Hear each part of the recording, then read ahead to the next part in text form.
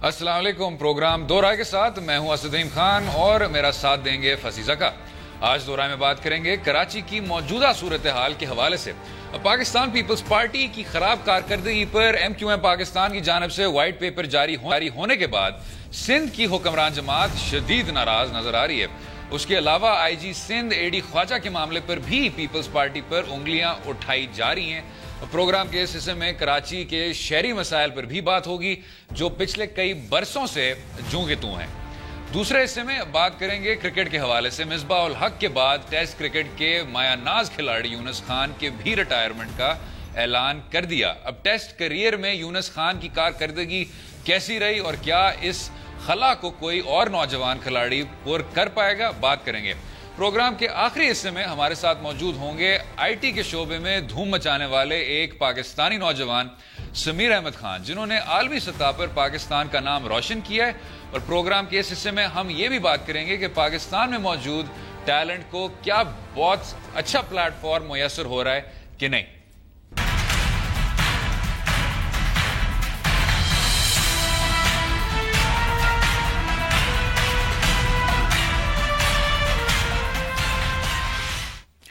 फसी भाई, ये जो कराची का सूरत हाल है ये आपके सामने है। पाकिस्तान पीपल्स पार्टी और मुत्तहिदा कौमी मूवमेंट दोनों एक दूसरे पे बरस पड़े हैं, लेकिन कराची की जो शहरी मसाइल हैं वो वही के वही रहे हैं।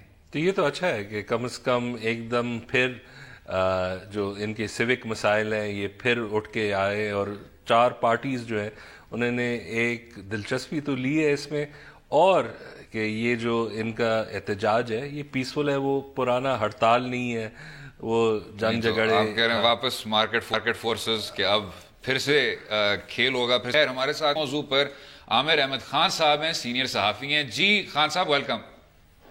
Thank you. अच्छा खान साहब, ये बताइएगा, यही बात हो रही है कि अभी जो मुत्तहिदा कौमी मूवमेंट ने एक व्हाइट पेपर दायर किया है उस तनकीद का भी पीपल्स पार्टी ने जोरों शोर से उसका जवाब दिया है, लेकिन जो कराची के शहरी मसाइल हैं वो वही के वही रहे हैं। तो आप क्या राय रखते हैं? देखिए, बात नहीं, कराची के जो शहरी मसाइल है ना उनका कराची के इंतखाबात से दूर दराज का कोई ताल्लुक नहीं होता। ठीक है, मैंने बड़ा अरसा जिंदगी का गुजारा है कराची के शहरी अब इतने रिजिलियंट हो चुके हैं और इतने बदगुमान हो चुके हैं हुकूमतों से, चाहे वो पीपल्स पार्टी हो, चाहे वो MQM हो, चाहे कोई और किस्म की जमात हो, कि वो उम्मीद ही नहीं रखते हैं कि हुकूमत उनके रोजमर्रा के मसाइल, खास तौर पे जो कराची के इंफ्रास्ट्रक्चर, कराची में जो बेसिक सर्विसेज की प्रोविजन के मसाइल हैं, उनके ऊपर वो काबू पा लेगी। इसलिए ये जब भी उलझती हैं ये जमातें आपस में, चाहे वो MQM पाकिस्तान पीपल्स पार्टी पर इल्जाम लगाए या पीपल्स पार्टी उसका जवाब दे, उसका बराह रास्त अवाम से कोई ताल्लुक नहीं होता। और एक ऐसे माहौल में तो ये ताल्लुक और भी मुझे कम होता हुआ नजर आता है, जबकि दोनों इन बड़ी जमातों को, पाकिस्तान पीपल्स पार्टी को भी और MQM को भी, कुछ पता नहीं है कि आने वाले इंतखाबात जो कि 1 साल दूर हैं वहां पर, उस वक्त क्या सूरत हाल होगी और इंतखाबात के करीब इन दोनों की क्या पोजीशन होगी विज़ावी कराची एंड विज़ावी इजादा। तो अभी ये बिल्कुल ये एक हवाई फायरिंग से हो रही है। तो खान साहब, ये जो बुनियादी सहूलतें हैं, आपने कहा कि कराची का शहरी रेजिलियंट हो गया है, इसका इंतखाबात से ताल्लुक नहीं है, तो अब बुनियादी सहूलतें की फराहमी के लिए कराची के शहरी को किससे तवक्कुआत रखना चाहिए? देखिए, ये सवाल आपके जहन में आ ही इसलिए रहा है कराची के बारे में कि आप लोग ने यहाँ तो इस्लामाबाद में जिंदगी ज्यादातर गुजारी हुई है या लाहौर में जिंदगी ज्यादा गुजारी है। वो शहर ऐसे शहर हैं जिनको कोई ना कोई ओन करता है, उनका कोई बाप होता है उन शहरों का। कराची का एक अरसा दराज हुआ कि कराची का कोई बाप नहीं है। यहाँ पर थोड़ा सा जमात इस्लामी का मेयर आकर हल्का फुल्का काम कर देता है तो लोग आज तक उसको याद करते हैं। थोड़ा बहुत कोई मुस्तफा कमाल जैसा बंदा आके काम कर देता है, लोग आज तक उसको याद करते हैं। तो उनको आदत ही नहीं है कि किसी एक फादर फिगर की सरपरस्ती की। तो अब उसके ना होते हुए उन्होंने अपने अपने तरीके निकाल लिए हैं और वो अब उन्होंने दूसरों की तरफ देखना छोड़ दिया। मैं आपको एक छोटा सा एग्जांपल देता हूँ। यहाँ पर कराची की सफाई का मामला चला, हुकूमत ने कहा जी हम इसको 100 दिन में ठीक कर देंगे। तो ये जो मेयर आए कराची के, वसीम अख्तर साहब ने कहा जी हम 100 दिन में कराची का कचरा साफ कर देंगे। नहीं हुआ, 100 दिन गुजर गए। पीपल्स पार्टी इस दौरान कहती रही कि नहीं जी इनका काम नहीं है, ये हम लोग कर देंगे। नहीं हुआ, कचरा वैसे के वैसा ही रहा। यहाँ पर एक दिन 100 दिन जो पूरे हो गए तो मलिक रियाज साहब जो बैरिया टाउन के मालिक हैं, उन्होंने एक दिन ऐलान किया जी मैं कचरा साफ कर देता हूँ। मैंने अपने रिपोर्टर्स फील्ड में भेजे, मैंने कहा बताओ जाके पूछो शहरी इसके बारे में क्या कहते हैं। वो कहते हैं हाँ जी ये बंदा अगर कह रहा है तो ये कर देगा। हुकूमतों से तो हमें कोई उम्मीद नहीं थी, अब ना अपने मेयर से और ना पीपल्स पार्टी की हुकूमत से। تو اب کراچی والے سمجھتے ہیں کہ کوئی اگر کراچی میں کوئی کام ایفیشینٹلی ہونا ہے تو شاید وہ پرائیویٹ سیکٹر سے تو ہو جائے, حکومت کو ان کو کوئی امید نہیں. ٹھیک. اچھا عامر احمد خان صاحب, یہ جو پھر کانٹریکٹس جو ٹرکش اور جو چائنیز کمپنیز, اس میں کوئی امید رکھتے ہیں لوگ؟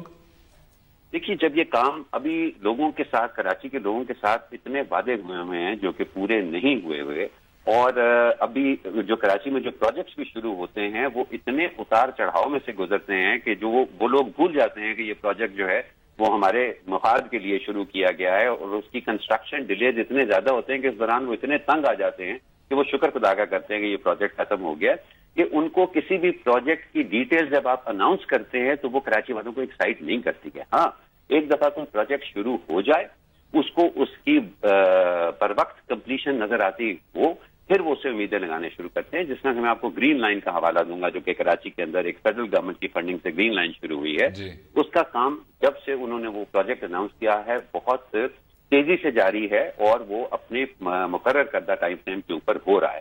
اب آپ کراچی میں اس علاقے میں, خاص طور پہ ڈسٹرکٹ سینٹرل کے علاقے میں جہاں سے اس نے گزرنا ہے, اگر آپ لوگوں سے بات کرو تو آپ اکثر گرین لائن کا ذکر سنتے ہیں. اس کے علاوہ چیز یہ بھی ہے کہ جو ایم کیو ایم نے ابھی 10 پوائنٹ وہ جو وائٹ پیپر نکالا ہے, اس میں ایک چیز جو کافی واضح ہے, کمپلینٹ ہے کوٹا سسٹم کا. اس کا جواب بھی پی پی پی نے دے دیا کہ یہ کوٹا سسٹم ہم نے امپلیمنٹ کیا ہے, لیکن یہ ایسے دیکھ رہے ہیں کہ یہ صرف زبان کے بیسس پہ کوٹا اپلائی ہو. تو اس کے کیا نتائج ہے؟ کیا یہ ایک پولیٹیکل ایشو ہے اور یا بن سکتا ہے؟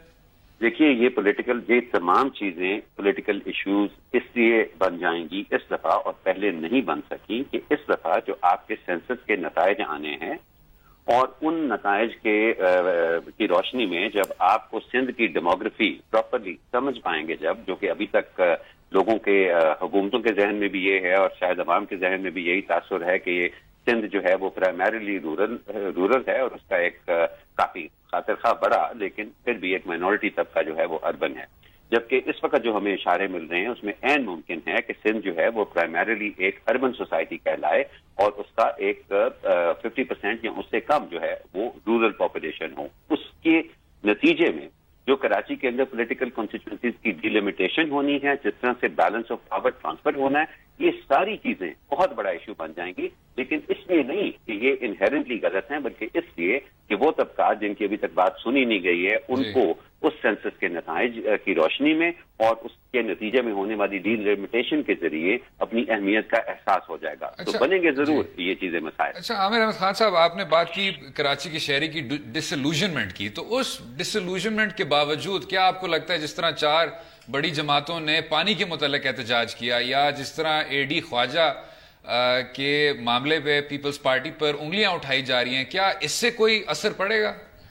دیکھیے, بات یہ ہے کہ یہ چیزیں بڑی مشکل ہیں ان پر اثر انداز ہونا, کیونکہ بنیادی طور پہ یہ 2 مختلف معاملات ہیں. جہاں تک پانی کا مسئلہ ہے, دیکھیے یہ تو نہیں ہے نا کہ کراچی میں پانی ہے نہیں, پانی ہے, لیکن بجائے اس کے کہ وہ حکومت کے ذریعے لوگوں تک پہنچے, جس کے پیسے Karachi water and sewerage board لیتا ہے حکومت سے, اس کی بجائے وہ پرائیویٹ آرگنائزیشن یہاں پہ ان کو پرائیویٹ مافیا کہا جاتا ہے, واٹر مافیا کہا جاتا ہے, اس کے ذریعے لوگوں کو پہنچتا ہے اور اس کے پیسے ان کو دینے پڑتے ہیں. اسی طرح سے اگر آپ اے ڈی خواجہ کا معاملہ لیں تو دیکھیں اس کا گورننس کے ساتھ اتنا زیادہ تعلق نہیں ہے. وہ پیپلز پارٹی اور اس کی سینئر بیوروکریسی کے بیچ میں کسی حد تک پیپلز پارٹی کی مس گورننس سے تعلق رکھتی ہے, اور کسی حد سے یہ ایک طرح کا ایگو اسٹرگل بھی ہے جو کہ لوگوں سے بہت دور ہے.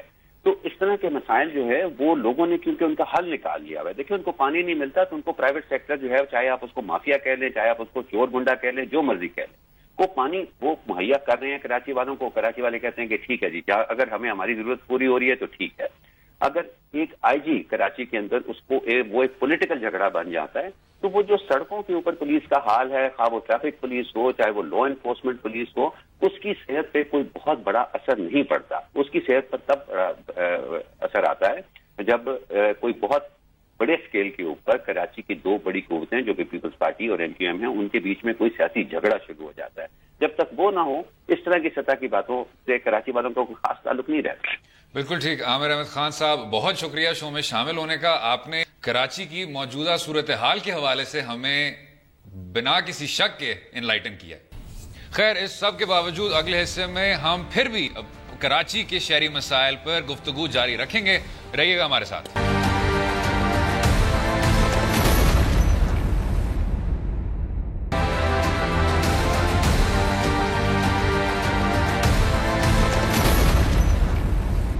ویلکم بیک ٹو دورہ. کراچی کی موجودہ صورتحال پر بات ہو رہی تھی. عامر احمد خان صاحب سے بھی ابھی بات کی اور اس میں اب پاکستان پیپلز پارٹی کی کارکردگی اب فور پہ آتی ہے. اب عموماً پاکستان پیپلز پارٹی پر الزام یہ لگایا جاتا ہے کہ جی آپ نے روٹی دی, کہتے نہیں دی. آپ نے کپڑا دیا, کہا نہیں دیا. آپ نے کیا مکان فراہم کیے, کہتے ہیں نہیں. تو آپ نے دیا کیا, تو آگے سے کہتے ہیں کہ جی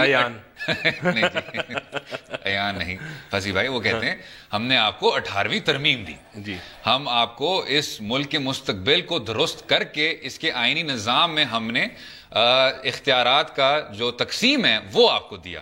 ٹھیک, اب جب آپ اسی 18ویں ترمیم جو واحد چیز آپ نے اس طرح گفٹ کی ہے اس ملک کو, اسی کی روح کے خلاف جا کے آپ نہ خود حکومت کرتے ہیں اور نہ کسی اور کو حکومت کرنے دیتے ہیں, یعنی متحدہ قومی موومنٹ یا کوئی بھی ادھر جو ضمنی گورنمنٹ کھڑی ہو جاتی ہے, تو یہ میرے خیال سے آپ کے تمام جو وعدے ہیں وہ ناکام ہو جاتے ہیں, پورے نہیں ہوتے. ایک تو یہ ہے کہ آپ ذرا پی پی پی کا جو ابھی اسٹریٹجک پوزیشن ہے وہ ذرا دیکھ لیں. جو 2007 سے 13 میں تھے, جب وہ فیڈرل میں تھے, انہوں نے فری ہینڈ دیا تھا ایم کیو ایم کو, بیکاز ان کے پاس وہ کہتے ہیں بگر فش ٹو فرائی. جی رحمان ملک صاحب جاتے تھے, ٹھیک ہے, الطاف حسین صاحب سے ملا کرتے تھے, ہاں, اور تو فریڈم تھی.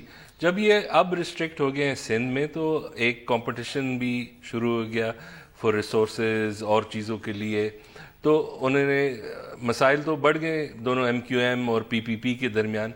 اور اب جب الیکشن بھی آ رہے ہیں اور اس میں بھی یہی لگ رہا ہے کہ یہ وہی کنٹینڈ رہیں گے سندھ کو, تو یہ جو پولیس کا ہے, ایک ریزن یہ بھی ہے کہ یہ سارے الیکٹیبلز کو ایک ساتھ اکٹھا کر رہے ہیں. الیکٹیبل جو ہوتا ہے وہ اپنے شہر میں, اپنے گاؤں میں بہت بڑی چیز ہوتی ہے, اور اگر آپ یہ ان کو ایشورنس نہیں دے سکتے کہ آپ کو پولیس کی سپورٹ, جو بھی آپ کے مسائل ہوتے ہیں, یہ ایک بہت بڑا فیکٹر بھی ہوتا ہے. دوسرا یہ کہ ابھی اگر وہ صرف سندھ میں رہتے ہیں, تو اگر ان کے پاس کراچی کی بھی کچھ سیٹس آ جائیں, یہ ان کے لیے ایک بہت بڑی چیز ہوگی. بیکاز میرے خیال میں اس الیکشن میں تو کم از کم وہ نیشن وائڈ جو پلان ہے وہ ہو نہیں سکے گا. ابھی ٹائم بھی کم ہے. جو زرداری صاحب انہوں نے باتیں تو کی ہیں, لیکن پھر ریٹریٹ بھی ہو گئے ہیں, وہ اتنا فیس ہیڈ آن نہیں لینا چاہ سکتے. لیکن ایک جو عجیب و غریب چیز ہے وہ یہ ہے کہ اگر آپ مسلم لیگ نواز پر کھری تنقید کریں, یا پاکستان تحریک انصاف پہ شروع ہو جائیں, یا اگر کچھ متحدہ قومی موومنٹ کے بارے میں انٹرنیشنل پریس کے ذریعے کچھ اس طرح آنا شروع ہو جائے, تو یہ جماعتیں کبھی کبھی سیلف کریکٹ کرتی ہیں. ہاں, پاکستان پیپلز پارٹی وہ واحد جماعت ہے جس کے بارے میں آپ جتنا بھی زور و شور سے تنقید کریں, آپ پوسٹر جلائیں, آپ کچھ مرضی کر لیں, وہ اسی ڈھٹائی میں اپنی راہ پہ رہتے ہیں اور وہ لیفٹ رائٹ نہیں دیکھتے. اب متحدہ قومی موومنٹ نے اتنا طویل وائٹ پیپر دائر کیا, اب خیر اس پہ بھی تھوڑی سی ہنسی آتی ہے کہ متحدہ جیسی جماعت وائٹ پیپر دائر کر رہی ہے. بقول پیپلز پارٹی کے ان کی بھی جو تاریخ ہے وہ اتنی ہی طویل ہے, لیکن خیر وہ کہتے ہیں جی کہ 700 بلین جو بجٹ تھا اس میں سے صرف 28 بلین انہوں نے دیا ہے شہروں کو, جس سے میرے خیال سے سوال یہ اٹھتا ہے کہ جو باقی 670 بلین ہے وہ بھی ایسا نہیں لگتا کہ رورل علاقوں کو لگا ہے. تو لگا ہوگا, لیکن ایک جو ایم کیو ایم کا مسئلہ یہ بھی ہے کہ جو یہ پیسہ لگ رہا ہے اربن ایریاز میں, یہ لوکل باڈیز کے تھرو نہیں ہو رہا. یہ جو ہمارے میٹروپولیٹن سیوک باڈیز ہیں, اور پی پی پی نے جب 18ویں ترمیم پاس بھی کر لی, انہوں نے ایک اور کام کیا. جب وہ رسپانسبلٹی صوبوں کو چلے گیا, اور خاص کر سندھ پہ, انہوں نے جو وہ لوکل پاورز تھے وہ پھر انہوں نے وہ ہضم کر لیے. تو جو اس کا اپنا مقصد تھا, انہوں نے جب وہ پاور فیڈریشن سے پروونس تک چلا گیا, انہوں نے پھر اسے خود ڈائلوٹ اس لیول پہ کیا, نیشنل لیول پہ تو نہیں کیا. لیکن یہ انتہائی عجیب و غریب بات نہیں ہے کہ آپ تمام اختیارات اپنے آپ کو صوبے پہ تو دے رہے ہو, لیکن پھر آپ کہتے ہیں کہ جی ڈیولوشن میری ادھر تک رک جاتی ہے, اب اس سے آگے میں ضمنی تک نہیں جاؤں گا. تو اب جہاں میرے جو شرجیل میمن صاحب جیسے جو وزراء ہیں, وہ تاج پہننے والے جو وزراء ہیں, وہ ہی اس طرح کے اختیارات کو ویلڈ کر سکتے ہیں. تو ایم کیو ایم کی طرف سے یہ ایک بڑا ایشو اس لیے بھی ہے کہ اگر انہوں نے ایک بیٹنگ تو لی ہے رینجر سے, حکومت سے, اور ان کے جو اصلی پاور لیورز تھے, اب آپ کہیں گے کہ دیوار سے لگایا جا رہا نہیں, تو جو اصلی پاور لیورز تھے, ہڑتال یا کوئی پولیٹیکل وائلنس, وہ ہے نہیں. تو ایک تو ان کو ایک جگہ میں چانس مل رہا ہے کہ وہ ڈیلیوری کر سکے, اور وہ جب اب ان کو وتھ ہیلڈ ہو گیا تو وہ ایک لحاظ سے وہی ابھی کر رہے ہیں کہ جتنا وہ کر سکیں 2018 سے پہلے. تو یہ ایک پولیٹیکل ایشو تو ہے.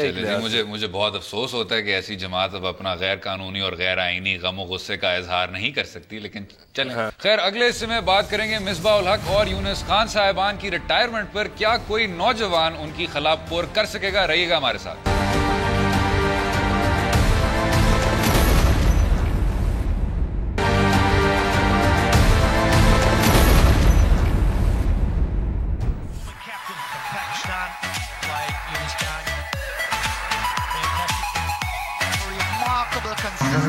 انشاءاللہ نیکسٹ سیریز کے بعد جو ہم ابھی کھیلنے جا رہے ہیں ویسٹ انڈیز, اس کے بعد یونس خان جو ہے وہ انٹرنیشنل کرکٹ سے ریٹائر ہو. آج مصباح الحق سب سے زیادہ ٹیسٹ جیتنے والے پاکستانی کپتان بن گئے.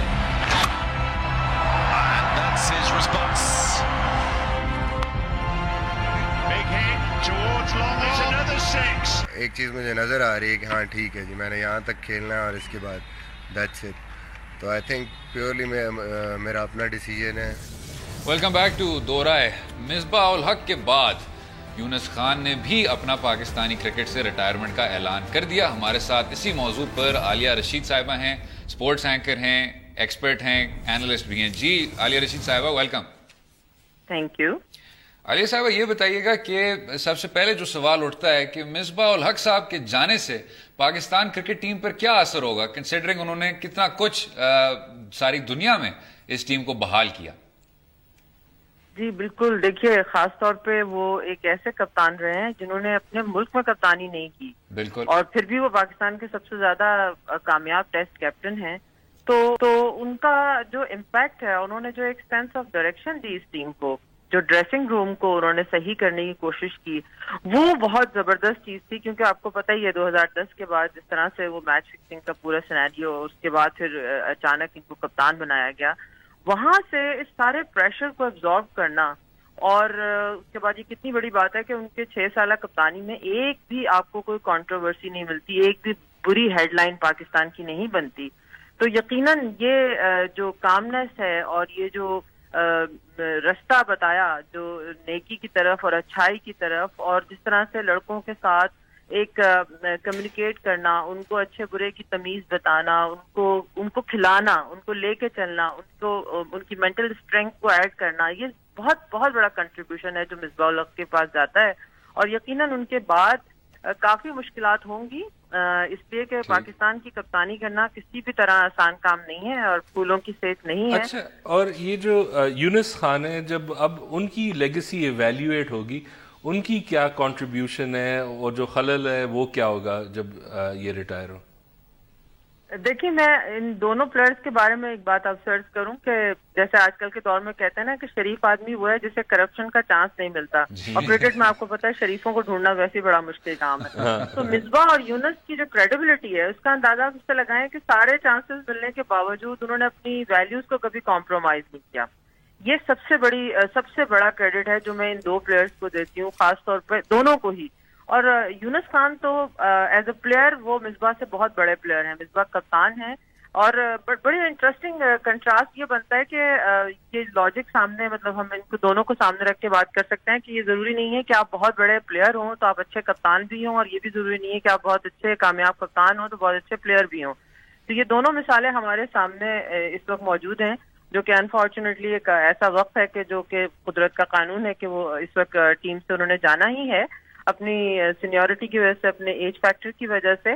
آبویسلی جو یونس خان ہے ان کو آپ کو پتا ہے کہ چوتھی اننگز کا کنگ کہا جاتا ہے, اور انہوں نے جتنی شاندار پرفارمنسز دی ہیں پاکستان کے لیے, جتنا سیلف لیس ہو کے کھیلا ہے, اور جس طرح سے انہوں نے جونیئرز کو بھی ساتھ لے کے چلے ہیں, بہت اچھے فیلڈر بھی رہے ہیں.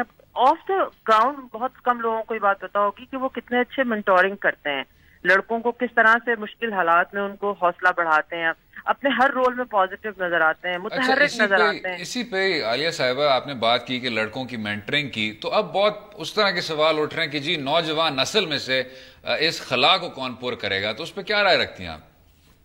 دیکھیے یہ تو بہت مشکل ہے، اگر اتنا خلا آسانی سے پر ہو جاتے ہوتے تو پھر تو کوئی مسئلہ ہی نہیں تھا. انہوں نے بہت محنت کی ہے، یونس نے اور مصباح نے بہت جان ماری ہے، بہت محنت کی ہے، بڑی مشکلوں سے اپنی کریڈیبلٹی بنائی ہے.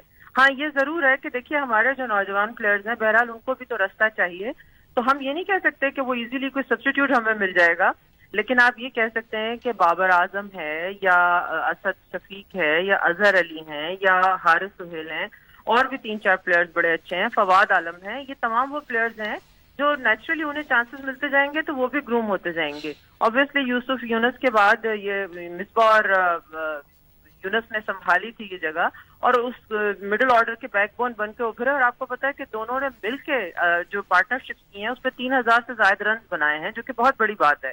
اچھا، اور یہ دونوں اب تو انٹرنیشنل کرکٹ سے ریٹائر ہو گئے ہیں، لیکن ہم پی ایس ایل میں آئندہ دیکھیں گے یا ڈومیسٹک کرکٹ میں؟ جی ہاں بالکل. یونس جو ہے وہ زلمی کے ساتھ مینٹورنگ کر رہے ہیں بیٹسمینوں کی اور پلیئرز کی، اور مصباح جو آپ کو پتا ہے اسلام آباد یونائیٹڈ کے کپتان ہیں، وہ کیری آن کریں گے ڈومیسٹک کرکٹ کو. تو میرا خیال ہے جب تک وہ انجوائے کر رہے ہیں کھیلتے رہیں گے. اچھا، پی ایس ایل پہ ہی رہتے ہوئے عالیہ صاحبہ، یہ جو شاہد آفریدی صاحب برطرف ہو گئے پشاور زلمے سے اور اب انہوں نے کراچی کنگز میں شمولیت کا اعلان کیا، اس پر کیا کہیں گے آپ؟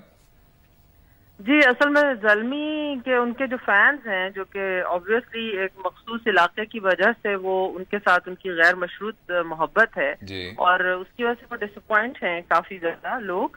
لیکن دوسری طرف یہ بھی ہے کہ آفریدی جو ہے وہ کراچی میں ہی بڑے ہوئے ہیں، کراچی سے ان کی وابستگی ہے، کراچی والے بھی اتنا ہی ان کو اون کرتے ہیں، تو وہ ایک نیچرل چوائس ان کی جو زلمی کی بات بنتی تھی وہ کراچی کی ہی میرا خیال ہے بنتی تھی، تو جو جس سے کہ انہوں نے فائدہ اٹھایا ہے. اور آبویسلی وہ جہاں بھی کھیلیں گے شاید آفریدی ہیں، جب تک وہ لیگز چل رہی ہیں لوگ ان کو دیکھنا پسند کرتے ہیں، برانڈ ہیں بہت بڑے، تو یقیناً جھٹکا تو ہے زلمی کے لیے، مگر آبویسلی ان کے چاہنے والے ان کو ایکشن میں دیکھیں گے اب کراچی کی طرف سے. بالکل ٹھیک. عالیہ رشید صاحبہ بہت شکریہ شو میں شامل ہونے کا، اپنا وقت دینے کا. ایک چیز بتا دوں، مجھے یہ یاد آیا کہ میں نے ایک جوک ایک دفعہ پڑھا تھا کہ جب مصباح ریٹائر ہوگا تو وہ اپنے لاکر روم میں ٹیم کو کہے گا کہ دیکھ میں جا رہا ہوں، لیکن یاد رکھ جب بھی میں وفات پا جاؤں تو میرے کفن کو کندھا ضرور دینا، اس لیے کبھی گراؤنڈ میں وہ کندھا آپ لوگوں نے دیا نہیں ہے. تو پہلی بار آپ اپنی ذمہ داری نبھا پائیں گے. لیکن ایک اور دلچسپ بات جو عالیہ رشید صاحبہ نے کہی بیچ میں کہ جی فائدہ اٹھایا اور برانڈ ہیں اور آخر تک لوگ شاہد آفریدی کو دیکھنا چاہیں گے، لیکن اس پر میرے خیال سے تجزیہ کسی اور دن کے لیے. خیر، اگلے حصے میں بات کریں گے آئی ٹی میں نوجوان نسل نے دھوم مچایا ہے، ایسا کیوں ہے؟ رہیے گا ہمارے ساتھ.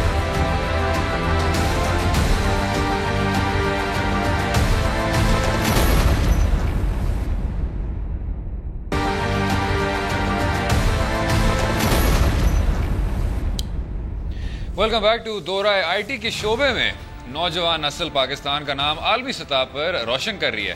ہمارے ساتھ اسی موضوع پر سمیر احمد خان ہیں جن کی ایپ سوشل چیمپ نے دھوم مچایا. جی سمیر، ویلکم. السلام علیکم. Thank you. وعلیکم السلام. سمیر، آپ بتاتے ہو کہ سوشل چیمپ کرتا کیا ہے فار سٹارٹرز؟ سوشل چیمپ بیسکلی لوگوں کو سوشل میڈیا پہ سیلیبریٹیز بناتا ہے. سو ایک اسکیجولنگ پلیٹ فارم ہے جہاں پہ فیس بک، ٹویٹر، لنکڈ ان، پنٹریسٹ یہ سب ہوتے ہیں. آپ وہاں پوسٹ کرو اور سوشل میڈیا پہ آپ دھوم مچا لیتے ہو. اچھا، آپ یہ بتائیں سمیر کہ ایسے کافی ایک دو اور ایپلیکیشنز ہیں، ہوٹ سویٹ ہے، ایک دو اور ہے، تو اس میں اور سوشل چیمپ میں فرق کیا ہے؟ بہت سارے پلیٹ فارمز ہیں. ہوٹ سوٹ ہے، بفر ہے، ان سب کے اندر ایک ایک یونیک فیچرز ہیں. ہوٹ سوٹ میں پرائزنگ اچھی ہے، کچھ چیزیں کرتا ہے، بفر میں کچھ چیز کرتا ہے. تو اگر آپ ایک کنزیومر ہیں تو آپ کون سے سلیکٹ کریں گے؟ آپ کے پاس 15، 20، 50 آپشنز ہیں. تو ہم نے کیا کرا، سب کی بیسٹ چیزیں ایک پلیٹ فارم میں ڈالیں. اس کے علاوہ ہم نے ایک نئی چیز میں ڈالی، اس میں ایک کانسیپٹ ہے دا آرٹ آف ریپیٹنگ. وہ ہے گائے کی آواز آئی کا کانسیپٹ، کہ جس طرح نیوز چینل ہے، جیسے نیوز چینل ہے، آپ ہر ایک نیوز کو بار بار ریپیٹ کرتے رہتے ہیں. اس کی ایک ریزن ہے تاکہ بعد میں جو آڈینس آتا ہے وہ دیکھ لے، پھر جو 6 بجے آڈینس آتی ہے وہ دیکھ لے، آپ کے سیم کنٹینٹ چل رہا ہوتا ہے. تو یہ کام کیوں نہ سوشل میڈیا پہ کرا جائے. تو اب میری ہر ٹویٹ 4 دفعہ جاتی ہے ہر 8-8 گھنٹے بعد. جیسے نیوز چلتی ہے ویسے میری ٹویٹ چلتی ہے، تاکہ جو صبح آتے ہیں وہ دیکھ لیں، جو رات کو آتے ہیں وہ دیکھ لیں. تو یہ سب سے یونیک ڈفرینٹ ہے جو ہم نے سوشل چیپ میں کیا. آج تک کبھی کسی ایپ میں نہیں ہوا یہ. اور ہم بہت ساری چیزیں ڈیلیٹ کر دیتے ہیں پوسٹ کرنے سے پہلے. تو ایک پورا ایک سسٹم آپ کو دیتے ہیں تاکہ اور ریچ بڑھ جائے آپ کی سوشل میڈیا پہ. اچھا سمیر, اکثر یہ کہا جاتا ہے کہ جب پاکستانی ٹیلنٹ کی بات ہوتی ہے کہ ان کو آپ ایک پلیٹ فارم فراہم کریں تو کہتے ہیں وہ آئی ٹی کے شعبے میں خصوصی طور پہ انویسٹمنٹ حاصل کرنا مشکل ہوتا ہے. تو آپ کا کیا تجربہ رہا ہے؟ ہاں, بڑا مشکل ہے یہ. انویسٹمنٹ پاکستان میں اسٹارٹ میں آپ کو بہت مشکل سے ملتی ہے. ہم نے تو یہ کہنے لگے ہیں بچوں کو کہ جو جونیئرز آتے ہیں کہ بھائی انویسٹمنٹ کے خواب دیکھنا چھوڑ دو. آپ کوئی پروجیکٹ بنا رہے ہو تو آپ خود بوٹ اسٹریپ کرو. جو انویسٹرز ہیں ابھی یہاں پہ وہ میچور انف نہیں ہے. وہ تو کہتے ہیں ہمیں پوری کمپنی بیچ دو, پورا 50% دے دو, 60% دے دو کمپنی کا. کچھ انویسٹرز ہیں یہ کہتے ہیں کہ یار ہمیں بس جلدی سے کمانا ہے, تو جلدی کما کے دو, ہمیں کتنے مہینے میں کما کے دو گے. تو خطرناک سچویشن ہے. یہ جو سوشل چیمپ ہے, لیکن سمیر یہ آپ کا چوتھا ایپ تھا, اور جو پچھلے 3 ایپ تھے وہ مختلف مقاصد کی وجہ سے آگے پیچھے ہو گئے. تو اس میں وہ کیا بات تھی, یا کیا آپ کا جو تجربہ تھا وہ بہتر تھا کہ یہ کامیاب ہوا اور وہ جو پچھلے 3 ایپس تھے وہ پیچھے رہ گئے؟ ہاں, ہر بندہ جب فیل ہوتا ہے تو اس سے سیکھتا ہے, اس کو بہت ساری چیزیں سیکھتا ہے. ہم نے بہت ساری چیزیں سیکھی اس سے جب ہم فیل ہوئے. پہلی ایپ سے ہم نے سوچا تھا کہ 3 سال کام کیا, نہیں چلی, بند کر دیا. ایک ایپ تھی ہم نے ایجوکیٹنگ ڈریمز تھی کہ ہم غریب بچوں کو ایک پلیٹ فارم پہ لا رہے تھے, غریب اور این جی اوز کو ملا رہے تھے. لیکن جب ہم تھوڑے سے بڑے ہو کے دیکھا تو ہم نے کہا این جی اوز ایک اور این جی او کے ساتھ کام ہی نہیں کرنا چاہتی, اکیلے کرنا چاہ رہی ہے. جب ایک ایمبولینس دوسری ایمبولینس کے ساتھ کوآپریٹ کر کے کام نہیں کر سکتی تو کیسے ہوگا؟ تو ہم نے اس کو, میں نے کہا چلو اب آگے جا کے اس کو لے کے جاتے ہیں. تھرڈ ایپ تو سوشل چیمپ اتنی فیلیئرس کے بعد میں سیکھا. اور ایک اور بینیفٹ سوشل چیمپ میں یہ تھا, شروع میں تو مجھے یہاں بڑا کمپٹیشن مسئلہ ہوا کہ لوگوں کو سمجھا رہا سوشل چیمپ کیا ہے, تو ان کو وہ کہہ رہے کہ یار یہ کون استعمال کر رہا ہے. میں نے کہا آپ کو پہلی دفعہ بتا رہا ہوں میں. تو نے کہا نہیں ہم تو استعمال نہیں کر سکتے یہ.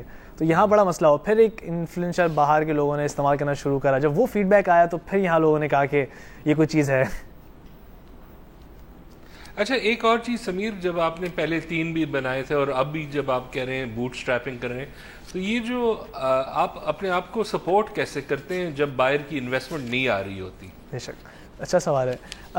ہم نے گریجویشن کے بعد ہم نے ایک فری لانسنگ شروع کری. میرے کو فاؤنڈرز نے زہیب احمد شاکر غنی اور ابرار, ہم چاروں نے ایک کمپنی بنائی اوزل سسٹمز, اور ہم نے سروسز شروع کری. ہم یو ایس کے لیے یہ پروجیکٹس بناتے تھے یہاں سے بیٹھ کر. تو ہم نے اپنے 1 سے 2 سال بیٹھ کے صرف یہی کام کیا کہ پروجیکٹ بناتے گئے, پیسے جمع کرتے گئے, ایسا جمع کرتے گئے, گھر بھی آتا رہا. اور ہم نے 2 سال جب کام کیا, ہم نے اتنا دیکھ لیا کہ ہمارے پاس اگر پیسے نہ آئے تو ہم 6 مہینے تک سروائیو کر سکتے ہیں. جب ہم نے اسٹیپ لیا کہ اب چلو پروڈکٹ بناتے ہیں, کیونکہ اب ہم نے کچھ پیسے بچا لیے, تو وہ ایک بنائی پھر فیل ہوئی. تو میرے ساتھ ایک اور کمپنی ایک اور ہے اوزل سسٹمز, تو وہاں سے ہم سروسز کر رہے ہیں, پروجیکٹ بنا رہے ہیں اور اس سے اپنے آپ کو فنڈ کر رہے ہیں. تو یہ بڑا 2-3 سال کا ایک گیپ تھا اس کام کے لیے. اچھا, ایک اور 2 چیزیں جلدی سے. ایک تو یہ کہ اے پی آئی بہت بڑی چیز ہوتی ہے, ٹویٹر, اور یہ لوگ یہ اپنے پروٹوکالز چینج کرتے رہتے ہیں. ہوٹ سویٹ بھی اس سے افیکٹ ہو جاتا ہے. تو جب آپ اس قسم کا پروڈکٹ بناتے ہیں, اس کا ڈر تھوڑا نہیں ہوتا کہ جو کمپنی, سوشل میڈیا کمپنیز, وہ اپنے اے پی آئیز چینج کر لیں؟ اور دوسرا یہ کہ آپ نے جو یہ چیز ابھی بنائی ہے وہ نیسٹ آئی او میں ایک انکیوبیٹر ہے وہاں سے, تو انکیوبیٹر کا کیا رول ہوتا ہے پاکستان میں؟ جی, آپ کا سوال اچھا ہے کہ اے پی آئی چینج ہوتی ہے تو ہمیں بھی اپڈیٹ ہونا پڑتا ہے, اور ہم فوراً اپڈیٹ کر دیتے ہیں.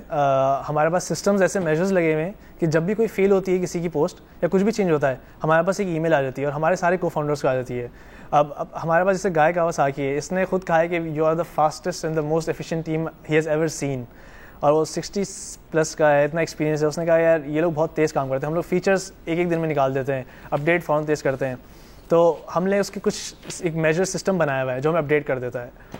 اور دوسرا سوال آپ کا انکیوبیٹرس کا بہت اہم رول ہے. میرے زندگی کے شاید 5 سال بعد یا 4 سال بعد یہ کام کرتا جو میں بھی کر رہا ہوں, کیونکہ وہی آپ کو بوٹ اسٹریپ کرتا ہوں, آپ کو ایک مارکیٹنگ میں لے کے جاتے ہیں. جیسے نیسٹ آئی او ہے, میں یہاں پہ میرا 3rd پروڈکٹ کیا تھا ریمائنڈز ایپ, جو میرا فیل ہو گیا تھا. لیکن اس فیلئر سے میں نیسٹ آئی او سے اتنا سیکھا, اتنے لوگوں سے ملا, اپنے اپڈیٹس کرے, اتنے کانٹیکٹس بنے, تو وہ بڑا افیکٹ ہوتا ہے. تو میں چاہتا ہوں کہ جتنے بھی اسٹارٹ اپس ہیں وہ انکیوبیٹر میں جوائن کریں ایکسپیرینس کے لیے, اور نیٹ ورکنگ اسٹرانگ ہوگی, آپ کو گائڈ کریں گے کہ ایپ کس طرح بننی ہے, کیا ہونا ہے, مائلسٹون سیٹ ہوتے ہیں, فائنینشیل ڈسکس ہوتی ہے, کوئی انویسٹر آ گیا اس سے کس طرح بات کرنی ہے, کوئی خطرناک انویسٹر ہوا تو آپ کو تو لے جائے گا وہ, تو وہ آگاہ کرتے ہیں آپ کو, تو فائدہ مند ہے. اچھا ایک اور چیز یہ بھی پوچھنا تھا کہ کیا آپ کبھی یہ محسوس کرتے ہیں کہ جو ایپلیکیشن پاکستان میں بنتی ہے یوزر ذرا ڈرتا ہے کہ ان میں جو پرائیویسی پروٹوکالز ہے اس میں جو ایکسیس ہے یہ کہیں مس یوز نہ ہو جائے؟ ہاں بہت سارے ڈرتے ہیں. ہم بھی ڈرتے تھے جب چھوٹے تھے کہ یار ہم کوئی ایسی چیز کر لیں کہ مس یوز نہ ہو. جیسے میرا ایک ٹول ہے سوشل چیمپ, تو شروع میں ہم نے جب نکالا اس کو تو ایک اسپیسیفک کنٹری سے اس کو لوگوں نے استعمال کیا اور اس کا مس یوز کرنا شروع کر دیا. سوشل میڈیا پہ جو کر رہے ہیں لوگ, جتنے آپ اسٹارٹ اپ اسٹوریز پڑھ رہے ہو, اس لیے نہیں کرو کہ سب لوگ کر رہے ہیں. آپ اصل میں آپ کو جس چیز میں مزہ آتا ہے وہ کرو. بہت سارے اسٹارٹ اپ جونیئرز ہیں کہ وہ کہتے ہیں کہ ہمیں کمپنی بنانی ہے, ایکسپیرینس نہیں ہے, حاصل نہیں ہے, تو ایک گرو کرو اپنے آپ کو, لیول پہ آؤ. اور کبھی کوئی تمہیں کہے کہ تم نہیں کر سکتے, تم وہ واقعی کر سکتے ہو. مجھے بہت سارے لوگوں نے کہا کہ تم نہیں کر سکتے یہ چیزیں. تو بہت سارے لوگ ہوتے ہیں لوزرز قسم کے ہوتے ہیں جو بولتے ہیں آپ نہیں کر سکتے, وہ فالو کرو. اور انویسٹمنٹ میں بالکل مت اسٹارٹ کرو کہ ہمیں انویسٹمنٹ مل جائے گی, ہم اسٹارٹ کریں گے. بوٹ اسٹریپ کرنا ہوتا ہے, آئیڈیا سکسیزفل ہوتا ہے, اسی طرح آپ اسٹارٹ کرو گے. اور جو لوگ کہتے ہیں انکیوبیٹرز اور یہ سب ایسی ہوائی باتیں ختم ہو جائیں گی, آپ واقعی سیکھو گے. آپ ایک دفعہ آؤ, کسی بھی انکیوبیٹر جوائن کرو, دا نیسٹ ہائر کرو, کہیں پہ بھی کرو, آپ کو بہت سیکھنے کو ملے گا. اور کبھی امید ٹھیک ہو گیا. سمیر احمد خان بہت شکریہ شو میں شامل ہونے کا. Thank you sir. اور یہ میرے خیال سے ایک بات تھی کہ آپ اپنے آپ کو پہچانیں. تو اسٹارٹ اپ جو ہوتا ہے اس کا پرابلم ہی یہی ہوتا ہے, ینگ لوگ ہوتے ہیں, پہلی دفعہ کام کر رہے ہوتے ہیں, تو اگر آپ اپنے آپ کو ذرا, آپ کو ایک یہ ہوتا ہے کہ جو اسٹارٹ اپ ہوتا ہے نا اس میں فاؤنڈر جو ہوتا ہے جس نے چیز بنائی ہوئی تھی وہ بہت اہمیت لے جاتا ہے. لیکن جب وہ بزنس گرو ہوتی ہے تو پھر وہ فاؤنڈر کی ویکنیسز بھی نظر آ جاتی ہے. کچھ لوگ فائنینسنگ میں اسٹرانگ نہیں ہوتے, کچھ لوگ لیڈرشپ میں, مینجمنٹ میں, وہ ٹیکنیکلی شاید اسٹرانگ ہو. تو ایک لحاظ سے یہ بات جو انہوں نے کی یہ بہت زبردست کی ہے, اس لیے کہ جو کمپنیز گرو ہو جاتی ہیں یہی اسٹارٹ اپس میں, انہوں نے صحیح ٹیلنٹ اندر لے آتے ہیں, ان کو ریکگنیشن ہوتی ہے کہ ہم اس چیز میں ماہر ہیں لیکن شاید اس میں ہمیں تھوڑا کنٹرول. لیکن جب اپنی چیز اسٹارٹ سے ہی کی ہے, ایک ٹینڈنسی ہوتی ہے کہ میں ڈائریکشن بھی خود کر لوں, میں اسکرپٹ بھی لکھ لوں, میں پروڈیوسر بھی بن جاتا ہوں, یہ سب. اور فصیح بھائی ساتھ میں آپ نے ایک اے پی سیٹنگز کا بھی کوئی سوال کیا تھا, اے پی آئی, جس سے آپ نے دیکھا ہوگا کہ وہ سوال میرے سر سے تو اوپر گزرا, لیکن میں نے اس طرح ساتھ ساتھ سر ہلایا تاکہ ایسا لگے کہ مجھے واقعی میں اس چیز کی سمجھ ہے. لیکن زبردست اینکر ہے پاکستان کا. نامور. خیر, امید ہے آپ کو آج کا پروگرام پسند آیا ہوگا. کل تک مجھے اور فصیح بھائی کو اجازت دیں اور اپنی رائے سے ہمیں آگاہ کیجیے. خدا حافظ.